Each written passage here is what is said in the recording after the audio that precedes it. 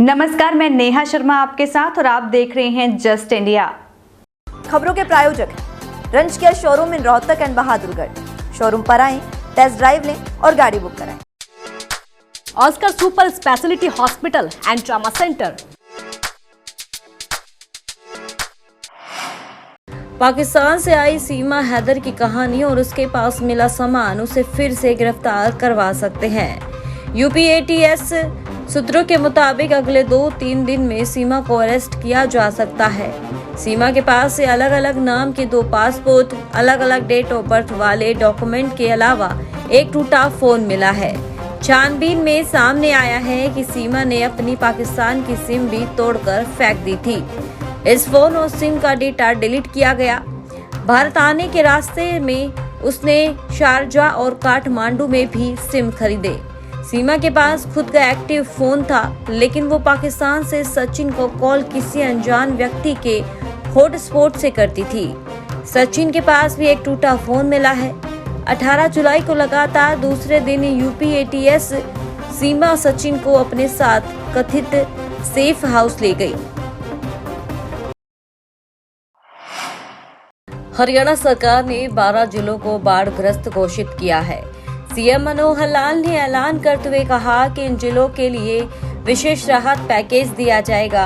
अब तक बारिश से 399 सरकारी बड़ी योजनाओं को नुकसान पहुंचा है। इससे राज्य को 90 करोड़ का नुकसान हुआ है। इसके अलावा सड़कों को भी काफी नुकसान पहुंचा है। इस पर सरकार 230 करोड़ रुपए का खर्च करेगी। वहीं बिजली विभाग को भी काफी नुकसान हुआ है। इसके लिए सरकार को 22 करोड़ रुपए खर्च आएगा। प्रदेश के 12 जिले अंबाला, फतेहाबाद, फरीदाबाद, कुरुक्षेत्र, कैथल, करनाल, पानीपत, सोनीपत, सिरसा और यमुनानगर को बाढ़ प्रभावित घोषित किया गया है। इन जिलों के 1353 गांव और 5 एमसी क्षेत्रों को बाढ़ प्रभावित घोषित किया गया है। इन सब गांवों में एसडीआरएफ, एनडीआरएफ सेना की सेवाएं सरकार ले रही है। 1353 गांव और 6 एमसीज, जिसमें 3 तो पूर्ण रूप से अंबाला शहर, अंबाला छावनी और बराड़ा, 3 आंशिक रूप से, थोड़ा एरिया पंचकुला का भी एक आध बाढ़ में पानी आया है, कुछ बस्तियों में कुरुक्षेत्र में आया है, कुछ बस्तियों में शाहबाद में आया है। तो से 6 म्यूनिसिपैलिटीज भी इससे प्रभावित हुई है। मकान जो अभी तक आंकड़ा मिला है, 125 मकान गिर गए हैं, एक प्रकार से पूर्ण रूप से क्षतिग्रस्त हुए हैं। 615 मकानों को आंशिक नुकसान ये पहुंचा है। मृत्यु हो गई जिनकी, उनके परिवारों के प्रति भी हमारी सहानुभूति है। उन ऐसे लोग जो जान खो चुके हैं, खो गए हैं, उनके प्रति श्रद्धांजलि व्यक्त करते हैं हम। उनके लिए 4 लाख रुपया प्रति व्यक्ति ये मुआवजा हमने घोषित किया है। हरियाणा के पूर्व सीएम ओपी चौटाला के विधायक बेटे अभय चौटाला को जान से मारने की धमकी मिली है।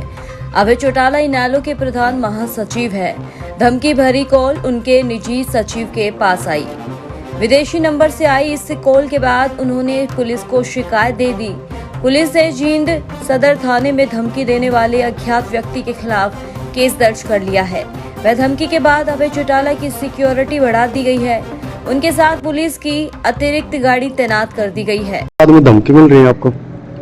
ये सिर्फ इस यात्रा से कोई विचलित हो गया होगा, ज्यादा परेशान हो गए होंगे कोई लोग, उन्होंने कोई इस तरह की छोटी हरकत करी होगी। मुझे इन चीजों की कोई परवाह नहीं है, ना मैं इसकी तरफ कोई ध्यान दूं।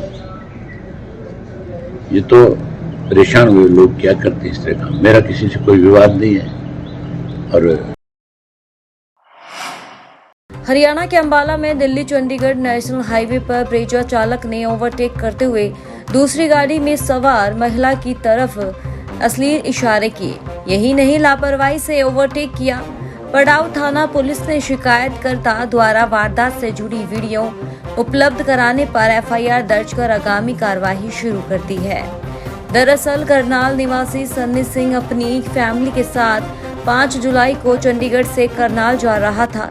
इस दौरान एक ड्राइवर टेम्परेरी नंबर ब्रेजा गाड़ी लेकर लापरवाही से आया। सन्नी ने बताया कि ब्रेजा गाड़ी ड्राइवर नेशनल हाईवे पर बहुत ही लापरवाही से चला रहा था। जिसकी उसने डायल 112 पर भी कॉल करके शिकायत की थी।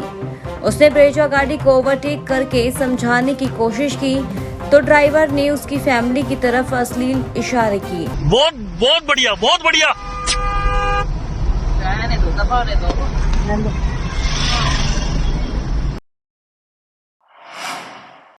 यमुनानगर में बदमाशों के हौसले इस कदर बुलंद है कि दिन दहाड़े हथियार लहराने और फायरिंग करने में गुरेज नहीं करते।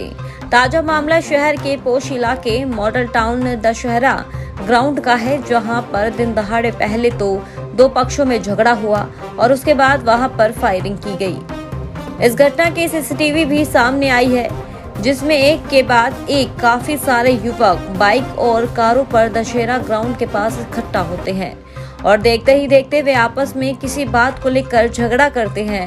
फिर उनमें से दो युवक हवाई फायरिंग करते हैं। ये हमारे को इन्फॉर्मेशन मिली थी कि कुछ 15-20 के आसपास लड़के हैं और आपस में इनकी कहासुनी हो रही है। तो हमें इन्फॉर्मेशन मिली तो हमारे मुलाजिम जैसे वहाँ पहुंचे उससे पहले तो जा चुके थे और इस दौरान कुछ पता लगा इन्होंने 1-2 फायर वगैरह भी किए हैं। वो भी तफ्तीश कर रहे हैं, देखते हैं वहाँ फायर किस चीज़ का था वो भी जाके देखते हैं। वो उनकी 1-2 गाड़ियों का नंबर हमारे पास आए हैं, उसके बाद आगे तफ्तीश में आ जाएगा कौन कौन जान।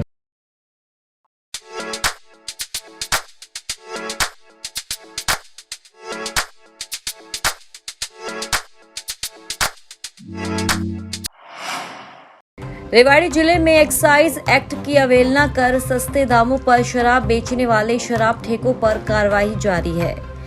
सीएम फ्लाइंग की टीम ने आबकारी विभाग के साथ मिलकर कोसली कस्बा के कारोली मोड़ स्थित एक शराब ठेके पर रेड की। इस दौरान शराब ठेके पर सेल्समैन सस्ती दरों पर शराब बेचते हुए पाया गया। शराब ठेके को 20 जुलाई तक के लिए सील कर दिया गया है। दरअसल सीएम फ्लाइंग को सूचना मिली थी कि कोसली कस्बा के कारोली मोड़ स्थित नहर के पास खुले जगदीश वाइन शॉप पर सस्ते दामों पर शराब बेची जा रही है।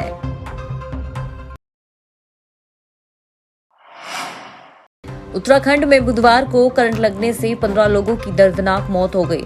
अलकनंदा नदी के पास ट्रांसफार्मर ब्लास्ट के बाद करंट फैलने से लोगों की जान गई। चमोली के डीएसपी ने बताया कि हादसे की जगह पर लोहे की फेंसिंग में करंट फैलने से मौतें हुई है और इसके अलावा कुछ रिपोर्ट्स में कहा जा रहा है कि नमामि गंगे प्रोजेक्ट के तहत एक साइट पर काम चल रहा था।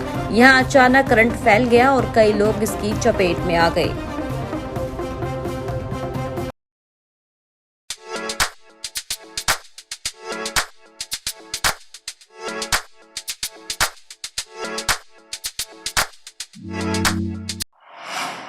जोधपुर में आपसी रंजिश के चलते एक ही परिवार के 4 लोगों की हत्या कर शव जला दिए गए। हत्यारों ने परिवार की 6 महीने की मासूम को भी नहीं छोड़ा। बुधवार सुबह चारों के शव घर के आंगन में जले हुए मिले। मामला शहर के चौराई गांव का है। पुलिस ने बताया कि घटना मंगलवार रात करीब 3 बजे के आसपास की है। परिवार के लोग घर के बाहर सो रहे थे। इसी दौरान धारदार हथियार से गला रेत कर हत्या कर दी गई। इसके बाद सभी को घसीटते हुए घर के आंगन में लाया गया और आग लगा दी गई। पुलिस जांच के साथ साथ फॉरेंसिक टीम भी मौके से सबूत जुटा रही है। इस सामूहिक हत्याकांड की क्या वजह रही, बदमाश कौन थे, कहां के थे, कितने थे, किस हथियार से मर्डर किया गया, ये सब अभी तक कोई पुष्टि नहीं हो पाई है। खबरों में फिलहाल इतना ही। देखते रहिए जस्ट इंडिया। नमस्कार।